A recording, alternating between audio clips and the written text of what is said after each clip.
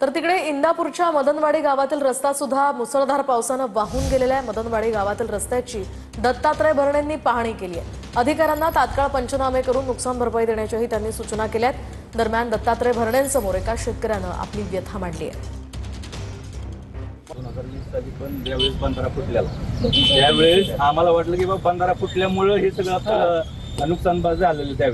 त्यावेळेस पण पाहणी केली, सगळे मंत्री आले, खासदार आले, पण त्यावेळेस पण नुकसान भरपाई भेटली नाही। भविष्यात असं संकट आमच्या पुढे उभं राहू नये त्यासाठी तुम्ही काय करा, गोड्याच्या क्षेत्रात ज्यांनी अतिक्रमण केलं ना त्यांचं अतिक्रमण पहिल्यांदा काढा, वाडा मोकळा करा।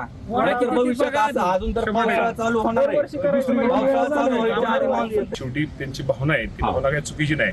पण साहेब आता ह्यामध्ये आता तुम्ही ह्याच्यामुळे असं नुकसान झालंय आणि अतिक्रमण ताबडतोब करून लिहून घ्या, नोट करून घ्या बरं का मामा। तयापासून ती उजनी धरणापर्यंत आज ह्यांचं इतकं नुकसान झालं, ह्यांचा गोठा आहे मामा ते समोर, सगळी गुरं वाहून गेले। सगळ्यांचं अतिक्रमण निघलं पाहिजे मामा, कोण आपला आणि आपला अजिबात नाही। बंधारा फुटला हे वेगळं, आता हिथं आपण 100